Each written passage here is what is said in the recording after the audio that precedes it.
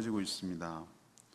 성경 강림을 세술에 취했다고 그렇게 오해하는 자들에게 베드로 사도는 세술에 취한 것이 아니라 700년 전 요엘 선지자가 말한 그 예언이 지금 성취된 것이라고 설명하고 있습니다. 요엘 선지자는 하나님의 말세에 모든 육체에게 성령을 부으셔서 전혀 다른 삶을 살게 할 것이라고 하셨는데, 이제 그 약속이 성취되었다, 그렇게 지금 베드로 사도가 얘기하고 있습니다. 요엘은 성령이 임하시면, 말세에 성령이 부어주시면 자녀가 예언을 하고 젊은이가 환상을 보고 늙은이가 꿈을 꾸고 주의 종들이 예언을 할 것이다 라고 예언을 한 적이 있습니다. 하지만 그날은 심판도 가까운 날이 되었기에 주의 이름을 부르면 누구든지 구원을 받게 될 것이다 라고 이야기를 하고 있습니다. 오늘 말씀을 통해서 우리에게 주시는 도전은 이겁니다. 질문은 성령이 오시면 우리에게 어떤 의미가 있는가? 성령이 오시면 우리에게 어떤 의미가 있는가? 그것이죠. 첫 번째는 14절에서 16절까지 말씀을 근거로 하나님의 언약이 반드시 성취됨을 믿을 수가 있습니다. 오순절 성령 강림으로 예루살렘 성에 큰 소동이 일어났습니다. 예루살렘을 뒤흔든 것이죠. 갈릴리 출신 시골뜨기들이 갑자기 배워보지도 못한 외국어로 막 말씀을 전하고 있는 것을 본 것이에요. 너무 신기하고 너무 놀랍고 이해할 수 없는 일이었죠. 그것을 본 일부는 하나님의 큰 일을 우리가 듣는도다, 이렇게 이 일을 뭔지는 모르지만 하나님의 역사라고 생각하는 사람도 있었지만, 일부 사람들은 이런 현상을 두고 저 사람들이 전에 없던 새로운 종류의 술을 마시고 취해서 저러는 것이다 라고 폄하하는 사람도 있었습니다. 그래서 베드로는 11사도와 함께 서서 그렇게 잘못된 생각을 하고 있는 사람들의 생각을 바로 잡아주는 것으로 설교를 시작합니다. 지금 시각이 오전 3시라고 말하는 것은 우리로 치면 오전 9시입니다. 이들은 우리의 시간이랑 전혀 시간 개념이 달라요. 해가 뜨는 것을 0시라고 봤어요. 우리는 자정을 0시라고 보는데 해가 뜨는 시간이 왔다 갔다 하긴 하지만 우리로 치면 오전 6시를 0시라고 본 거예요. 그럼 3시는 몇 시죠? 우리로 치면 9시, 6시는 12시, 9시는 오후 3시입니다. 그래서 예수님이 십자가에 달려 돌아가실 때 3시에 처형이 시작돼서 6시에 집행이 되고 9시에 숨을 거두셨어요. 6시간 만에 숨을 거둔 거예요. 그래서 그 시간하고 계산해 보면 아침 9시라는 것을 알 수가 있어요. 옛날이나 지금이나 아침 대바람부터 술 마시는 사람은 극히 드물죠. 그 사람은 정말 알코올 중독자입니다. 그죠? 우리도 술꾼들도 그 금기사항은 하나 있어요. 뭐냐면은 낮술은 굉장히 창피하게 생각을 해요. 좀 해가 어스름어스름 지면은 그때부터 시작을 하지, 아침부터 술 먹는 사람은 이거는 나는 술꾼이에요 라고 한 거라고 생각을 하는 것 같아요. 그때도 그랬던 것 같습니다. 지금 시간이 3시, 오전 9시인데 아침부터 이렇게 집단적으로 한두 명도 아니고 120명이 무슨 세수 브랜드가 나왔다고 세수를 취해가지고 이렇게 있는 사람은 없다. 이거는 지극히 상식적이지 않다. 이 모든 것은 꼭 술에 취한 것 같지만, 그래서 나중에 사도 바울이 성령 충만과 술에 취한 것을 비교하잖아요. 저랑 같이 성경 공부할 때 보셨죠? 너무 유사하기 때문에 이렇게 표현하는 거예요. 마치 딴 사람 같거든요. 뭔가 이게 저 사람 같지가 않거든요. 뭔가 취해서 하는 것처럼 보일 수 있어요. 안 믿는 사람들이 볼 때는. 성령이 취하면 그렇다는 거죠. 네, 이건 술에 취한 것이 아니고 이런 성령 강림인데, 이게 성령 강림인데, 이것은 요엘 선지자 7세기, 주전 7세기 전에, 700년 전에 요엘 선지자를 통해서 예언한 것이 지금 성취된 것이라고 지금 베드로가 설명하고 있어요. 그럼 요엘 선지자가 뭐라고 얘기했는데? 요엘 2장 28절에서 31절에 예언되어 있어요. 요엘서에 보면은 요엘 선지자는 하나님께서 말세에, 마지막 때에 크고 두려운 날이 되면, 말세라고 표현 안 했지만 사도 베드로는 그게 말세라고 이해를 했어요. 종말론적으로. 그래서 말세의 모든 육체에게, 여기서 모든이라고 표현했습니다. 모든 육체에게, 모든 육체라고 말한 거 기억하십시오. 어떤 분위기가 아니에요. 육체에다가 주시겠다고 한 예언을 기억하셔야 돼요. 육체에 성령을, 당신의 영을 부어 주실 거라고 이렇게 약속하는 것이 요엘 선지자에 예언되어 있어요. 700년, 무려 700년 전 얘기예요. 1, 2년 전도 아니고. 그 약속이 지금 성취됐다, 이루어졌다, 완성됐다라고 지금 사도 베드로가 이 현상을 두고 설명하고 있는 것이에요. 자, 그렇다면 우리도 어떤 것을 통해서 신뢰가 가는 것이죠?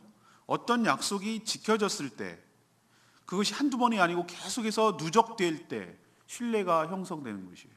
사람이 믿을 수 있는 것은, 그래서 시간이 필요하고 신뢰관계가 위해서는 작은 약속이 누적되고 쌓일 때 저 사람을 신뢰할 수가 있는 것이에요. 여러분, 그렇죠? 예, 그래서 사람이 신뢰관계가 되는 것은요, 굉장한 공을 들인 것이고 오랜 시간이 들는 것이고, 아, 저 사람은 믿을 수 있어, 저 사람은 말한 대로 해 라는 모든 것들이 하나하나가 어떻게 되죠? 아, 저 사람은 정말 약속한 대로 하는구나 라는 것을, 그거를 납득이 돼야 믿을 수 있어 라고 얘기를 하잖아요. 우리는 일주일 전 한 얘기로 밥 먹듯이 어기고, 어제 한 얘기도 어기고, 아니요, 오늘 한 약속도 어기는 사람이 있어요. 고의적으로. 그러면은 제가 받아들이는 입장에서는 어떻게 받아들여야 되죠? 저 사람 믿을 수 없는 사람이네 라고 생각하지 않겠어요? 신뢰를 점점 잃어버리는 것 아니겠어요? 까먹는 것 아니겠어요? 자, 그럼 우리 하나님께 입장을 적용해 봅시다. 무려 700년 전이에요. 주전 7세기 사람입니다. 요엘 선지자는.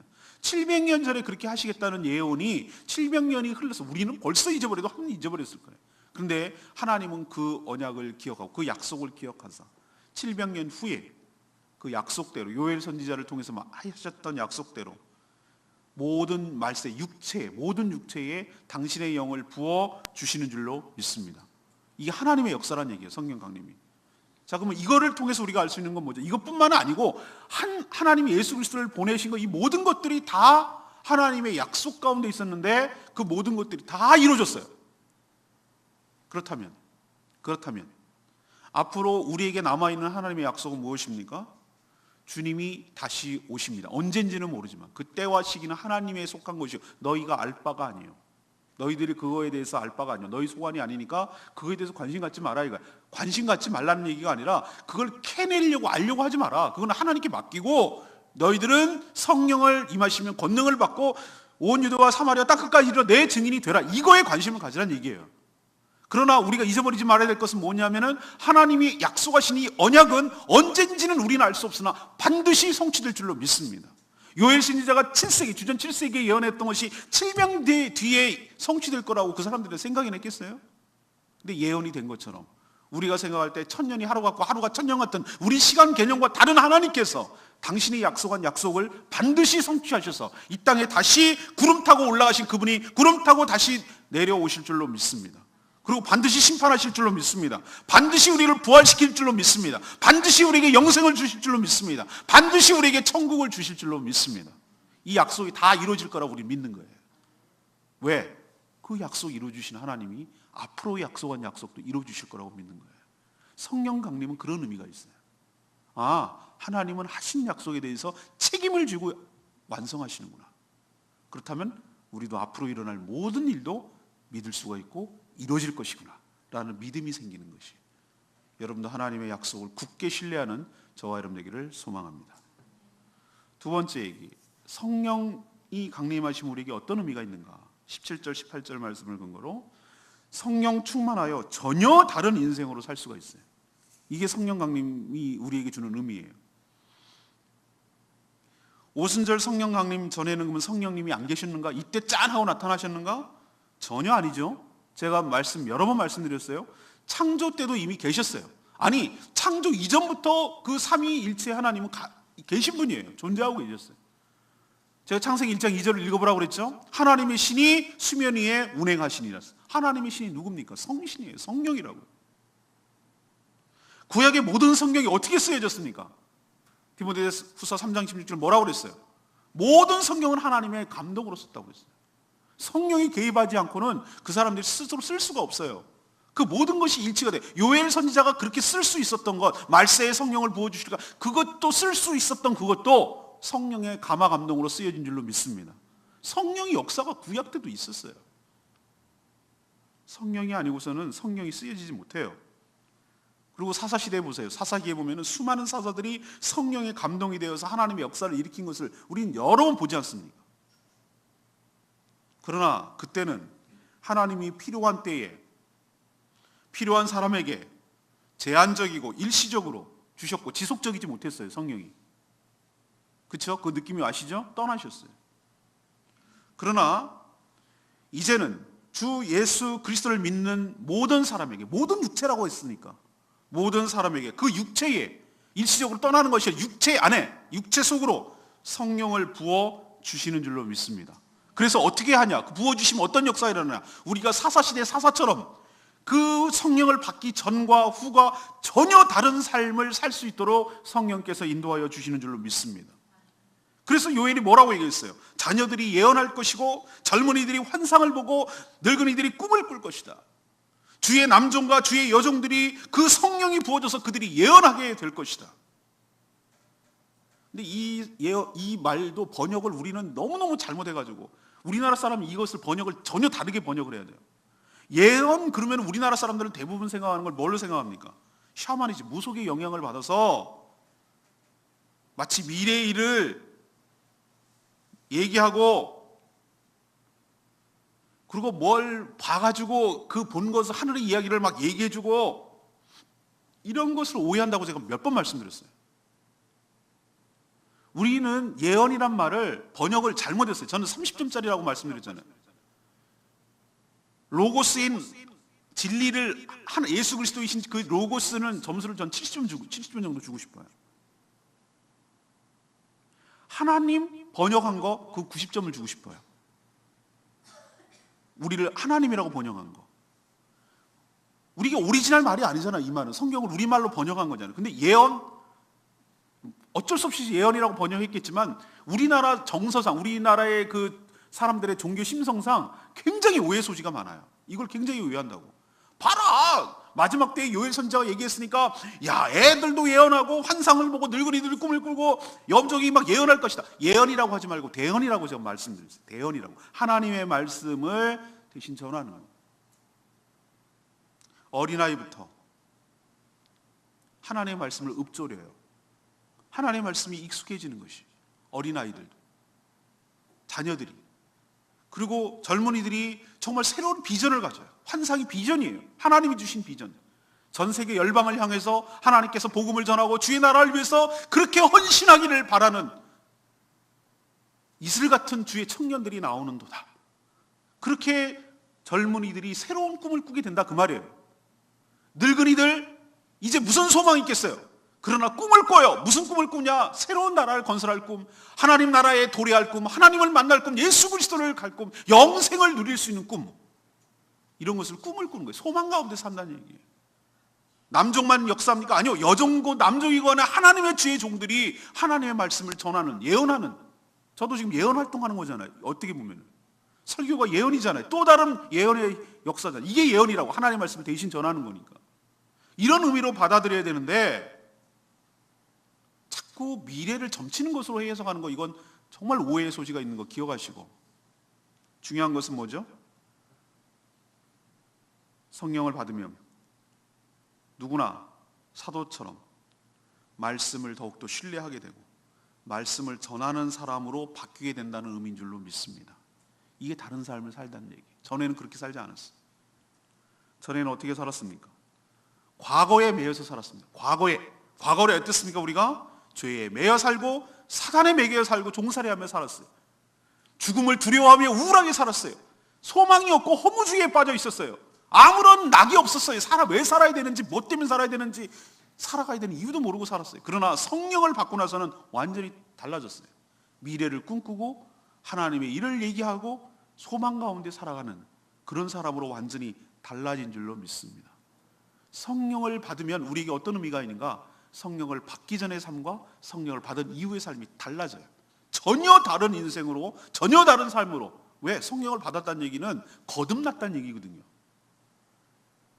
우리가 그냥 살짝 개선된 정도가 아니라 하나님은 우리를 과거에 살던 그 우울증에 빠지고 소망이 없고 죄밖에 짓지 못하던 그 사람을 십자가, 예수 그리스도와 함께 십자가에 못 박아 죽인 줄로 믿습니다. 과거에 나는 이미 죽었어요. 성령을 받았다는 얘기는 나는 껍질만 똑같고 겉만 똑같고 전혀 속은 속 사람이 새로워져서 완전히 다른 사람이 되어서 하나님의 자녀로, 사람의 자녀에서 하나님의 자녀로 완전히 옮겨져서 새로운 사람으로 태어난 줄로 믿습니다. 그러니까 새로운 삶을 살 수가 있는 것이, 성령을 받았다는 건 그런 의미가 있는 것이. 여러분도 성령 받고 새 사람을 살게 출발하게 된 줄로 믿습니다. 더욱더 성령 충만하여 전과는 다른, 세상 사람들과 다른 전혀 새로운 차원의 삶을 살아가는 복된 인생 되기를 축복합니다. 마지막 세 번째는 성령이 임하셨다는 의미는 뭔가? 19절에서 21절까지 말씀. 심판의 날이 더 가까웠음을 알 수 있는 거예요. 심판의 날이 더 가까웠다는 것을 알 수가 있어요. 성령 강림을 예언한 요엘은 그 배경을 설명하면서 2장 31절에, 요엘서 2장 31절입니다. 이 날을 베드로는 말세에라, 말세에 이런 표현을 썼지요. 말세에 성령을 부어줄 거라고 하는데, 정확한 표현은 요엘은 선지자는 뭐라고 하냐면 여호와의 크고 두려운 날이라고 표현했어요. 말세를 갖다가 여호와의 크고 두려운 날, 2장 31절에 그런 표현이 있어요. 베드로는 위로, 하늘에는 기사가, 그런 표현을 쓰고 있죠. 오늘 몇 절에 나옵니까? 19절. 위로는, 하늘에는 기사가 일어나고, 아래는 무슨 일어난다고? 땅에서는 징조가 일어날 거다. 징조가 난다. 위로는 기사가 일어나고 아래는 징조가 날 건데, 세 가지. 피, 불, 연기. 19절에 그런 표현이 있잖아요. 여러분, 피, 불, 연기, 이 세 가지는 뭘 상징합니까? 이 표현은 세 가지 모두는 하나님의 심판을 상징하는 표현이에요. 종말에 하나님의 심판이 될 때 피, 불, 연기. 요한계시록에도 이런 표현이 많이 나와 있어요. 하나님의 크고 영화로운 날은 분명 믿는 자들에게는 구원이 완성되는 날이지만, 오늘 베드로 사도가 또 인용하고 요엘서가 예언했던 대로 표현하자면 해가 어두워지고 달의 색이 핏빛으로 바뀌는 무서운 징조가 나타날 거라는 거예요. 하늘에도 나타나고 땅에도 나타나고. 왜 성령 강림과 종말을, 현상을 연결해서 지금 설명하고 있습니까? 왜 그렇죠? 또 왜 성령 강림을 하나님의 크고 영화로운 날의 시작으로 그렇게 규정합니까? 그것은 바로 성령 강림이 종말의 시작이라는 것을 알리려는 의도예요. 성령 강림이 우리에게 임했다는 얘기는 이제부터 본격적으로 뭐가 시작됐다? 종말이 시작됐다라는 것을 깨닫게 하려고 이렇게 표현을 쓰는 것이에요. 성령 강림이 믿는 자 또는 믿을 자에게는 하나님의 축복이고 은혜이고 구원의 날이지만, 이것을 거절하는 자들에게는 무서운 심판이 이제는 가까웠다, 임박했다라는 것을 가르쳐 주려고 성령 강림이 그런 의미라고 우리에게 이야기하고 있는 것이죠. 그래서 사도 베드로가 뭐라고 맨 마지막에 얘기했습니까? 이 마지막 종말이 시작됐으니, 하나님의 심판이 이제 임박했으니, 카운트다운에 들어갔으니, 누구든지 모든 육체에게 성령을 부어준다고 약속한 것처럼, 또한 동시에 누구든지 맨 마지막에 주의 이름을 부르는 자는, 이 마지막 때에 누구든지 주의 이름을 부르는 자는, 여기서 헌금을 얼마 있느니 뭘 어떤 신앙생활에 무슨 공적을 쌓는지가 아니에요. 주의 이름을 부르는 자. 다시 말해서 주의 이름을 부른다고 말했다. 불렀다는 얘기는 그분을 믿는다는 얘기고, 그분을 신뢰한다는 얘기고, 그분을 요청하고 그분을 초청한다는 얘기고, 그분을 부른다는 거, 나를 주목하라는 얘기잖아요. 그분을 신뢰하고 믿는다는 뜻이에요. 영접하는 자, 곧 그 이름을 믿는 자에게는 하나님의 자녀가 되는 권세를 주셨으니, 누구든지 주의 이름을 부르는 자는 바로 구원을 받으리라.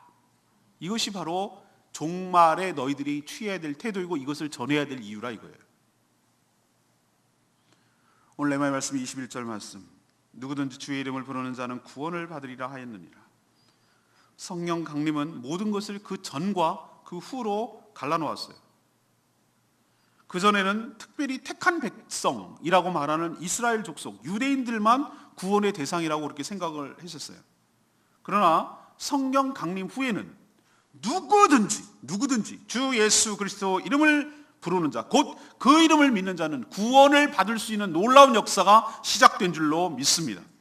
또 특별한 때에 특별한 사람에게 성령이 임했지만, 그리고 역사했지만, 이제는 믿어서 구원을 받는 사람은 역시 누구든지 성령이 임하여 새로운 삶을 살 수 있도록 복내려 주시는 줄로 믿습니다. 그래서 성령 강림이 그렇게 특별한 의미가 우리에게 있는 것이, 성령 강림이 아직도 한참 남았지만 우리에게 사도행전을 통해서 성령 충만하고 올 한 해 성령 받는 것이 무엇을 의미하는지, 또 성령 받는 사람은 어떻게 살아야 되는지를 미리 깨우쳐 주시고 우리에게 도전하여 주시고, 또 성령 받은 사람답게 살 것을 촉구하는 이 말씀을 들으시고 올 한 해 이 신년 벽두부터 성령 충만하셔서 구원의 역사가 일어나고 주의 복음을 전하고 그렇게 전과는 전혀 다른 삶을 살아가는 저와 여러분 되기를 축복합니다. 오늘 세 가지 말씀드렸어요. 성령이 우리에게 임하신다는 것은 우리에게 어떤 의미가 있는가? 첫 번째는 뭐죠? 하나님의 언약을 신뢰할 수가 있다, 믿을 수가 있다는 거예요. 큰 것 보면 작은 것도 이루어지는 건 알겠죠? 하나님이 세세하게 약속했던 수많은 성경 속의 약속들이 우리 삶에 이루어질 줄로 믿습니다. 믿는 자에게 믿는 대로 되는 거예요. 우리는 믿음대로 사는 것이고 믿음대로 이루어지는 것이, 믿음이 이렇게 중요해요. 우리요, 내일 비 올 걸 알면 우산 들고 가요. 그렇게 되는 자에게 비를 예비할 수가 있어요. 믿음대로 살면 믿음대로 이루어지는 것이.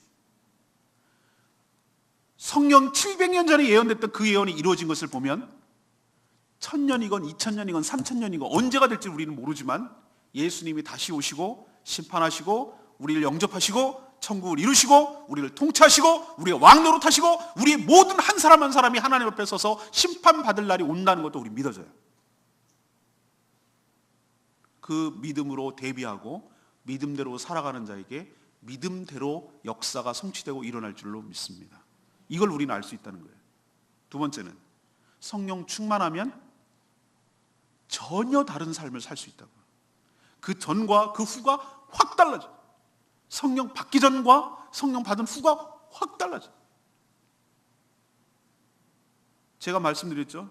베드로 보면 알겠어요. 베드로요? 베드로가 어떤 사람이었습니까? 불과 50일 전까지만 해도 예수 부인하고 3번 큰 소리 뻥뻥 치다가 분명히 부활하신 예수님을 목격했음에도 불구하고 고기나 잡으러 가련다 그랬던 사람이에요. 갈릴리로 가가지고. 그래서 다시 예수님 만나고 네가 나를 사랑하느냐? 네가 나를 사랑하느냐? 네가 사랑하느냐? 3번이나 다시 확인 받았어요. 그렇게 무서워서 벌벌 떨던 사람들이었어요. 제자들이 전부 다. 베드로만 그런 게 아니라 문 닫아 걸고 잡혀갈까 봐 벌벌 떨던 사람이었어요. 그런데 성령 받고 나니 베드로 보세요. 베드로 보시라고 어떻게 달라졌는가? 모든 사람들 앞에서 커밍아웃 하잖아요. 뭐가 달라졌어요? 유대인들이 여전히 두 눈 시퍼렇게 뜨고 있고 지금도 잡혀갈 수 있고 뭐가 50일 뒤에 뭐가 달라졌어요? 하나도 달라진 거예요. 로마는 그대로 있고 유대인들은 그대로 있고. 그런데 아니 성령 받고 나니까 얼마나 담대해지고 얼마나 당당해지고, 또 하나 당당해진 것뿐만 아니라 이 사람이 언제 이렇게 유식해졌지? 이렇게 언제부터 이렇게 똑똑해졌지? 라는 생각이. 똑똑한 게 아니에요. 성령 충만하니까 말씀의 역사가 일어나는 거예요. 말씀의 역사가. 요엘 선지자 끌어댔다가 시편 끌어댔다가 막 야, 뭐 언제 저 사람이 전 성경을 다 알고 있었지? 이유는 딱 하나예요. 성령으로 충만하니까 성령이 쓸 수 있었던 말씀이 그 안에 역사하는 거예요. 그 안에 막 작동하는 거예요. 역사하는 것이. 제가 말씀드렸잖아요, 어저께. 성령의 역사는 곧 말씀의 역사라고. 말씀과 성령은 충돌하지 않는다고. 오히려 더 말씀이 더 잘 드러나고 말씀대로 살아가는 역사가 일어난다고. 이게 성령의 역사라고 말씀드렸잖아요. 제가 한 샘플만 봐도 알 수 있어요. 베드로를 삶을 성령 받고 나서 오순절 성령 강림 이후에는 이렇게 달라지게 만들었다고. 베드로만 그렇습니까? 모든 육체에 부어주신 성령께서 여러분도 전혀 다른 삶을 살도록 인도하여 주실 줄로 믿습니다. 이게 가능하다는 얘기예요. 담대해지고 말씀에 충실하고 그리고 복음을 전하는 사람으로, 두려워하지 않는 사람으로, 이런 사람으로 전혀 다른 차원의 삶을 살 수 있도록 성령 하나님께서 여러분들을 인도하여 주실 줄로 믿습니다. 그런 삶을 살게 되는 축복이 있길 바랍니다. 세 번째는 뭐예요? 성령이 임하셨다는 얘기는 이제는 주님께서 너희들 기회를 주는 거예요. 마지막 기회를 주는 거예요. 어떤 기회? 심판의 기회. 그러니까 믿을 수 있는 기회를 주시는 거예요. 얼마 이제 임박했다는 얘기예요. 종말이 시작됐다는 얘기예요. 요엘 선지자는 자꾸 성령을 받는 것에만 포인트를 주고 집중을 하는데 아니요. 요엘 선지자가 그 예언을 할 때 어떤 맥락에서 예언했냐면은 심판에 이르렀을 때, 종말에 임했을 때, 하나님의 크고 놀라운 일이 일어났을 때 이런 일이 일어난다고 얘기를 했거든요. 그 얘기는 곧 뭐냐? 성령이 임하셨다는 얘기는, 성령이 이렇게 보편적으로 임한다는 얘기는 하나님의 심판도 가까웠다는 뜻이에요.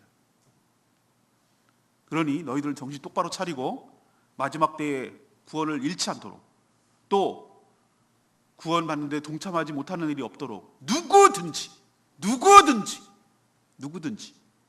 주 예수 그리스도의 이름을 불러서 구원에 다 동참하고 구원받는 역사가 일어나라고 우리에게 경고 겸 마지막 기회를 우리에게 주고 있는 줄로 믿습니다. 이것이 바로 성령을 우리에게 주신 것의 의미예요. 오늘 마치 성령 강림절인 것처럼 설교를 했는데 여러분도 이 성령 충만을 받아서 올 한 해 베드로처럼 전혀 다른 삶을 살아가는 복된 인생 되기를 축복합니다. 찬양집 250장 부르고 기도하겠습니다.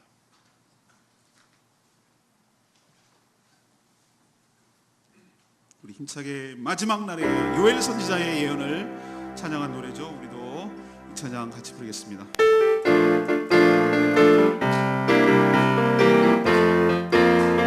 마지막 날에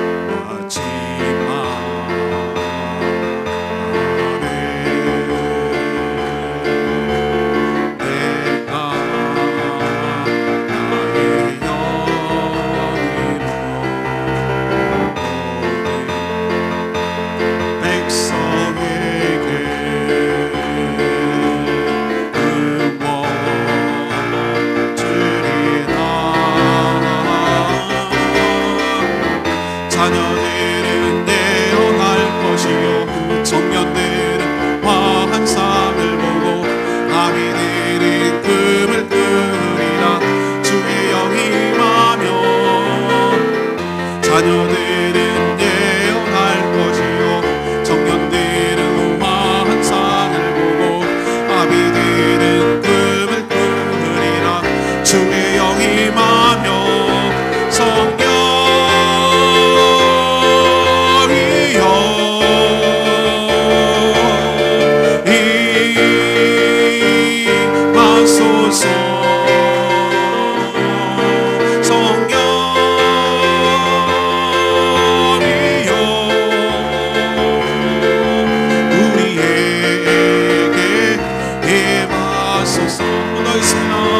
마지막 날에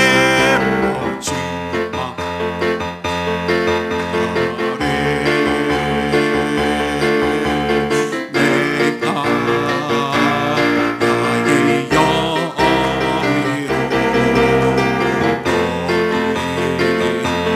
백성에게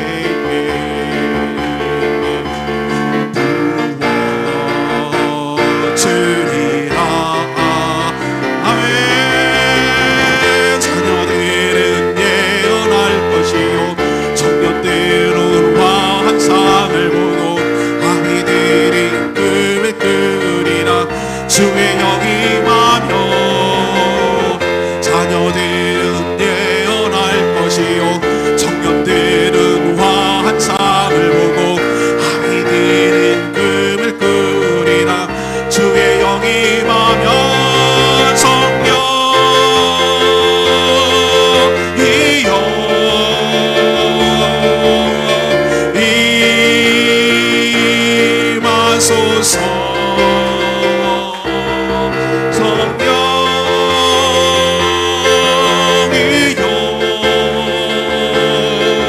우리에게 임하소서.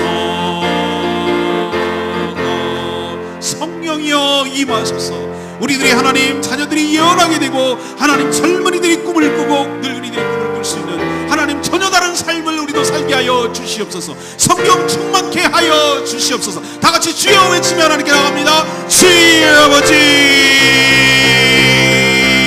성령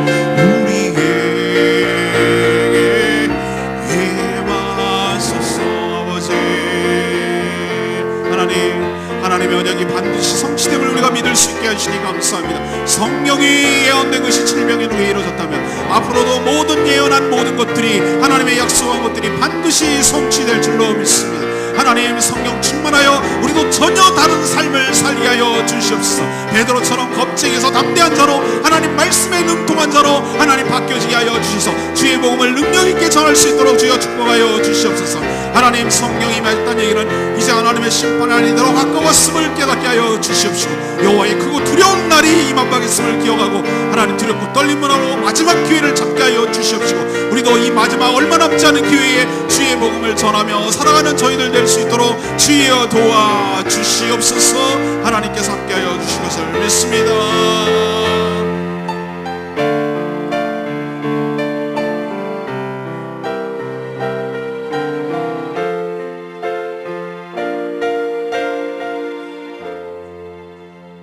하나님 모든 육체에 성령을 부어주시겠다는 약속을 지켜주시니 감사합니다. 저희는 그럴 자격도 공로도 없는데 그 약속대로 저희에게도 성령을 부어주셔서 전혀 다른 삶을 살게 해주시니 감사드립니다. 이제는 하나님께서 약속하신 모든 언약이 분명히 이루어질 것을 깨닫게 되었고 더욱더 신뢰할 수 있음을 감사드립니다. 저희도 성령 충만하여 베드로처럼 담대하게 하여 주시옵시고 말씀을 정확하게 이야기하여 주시옵시고 말씀을 담대히 전하는 능력의 사도가 될 수 있도록 축복하여 주시옵소서.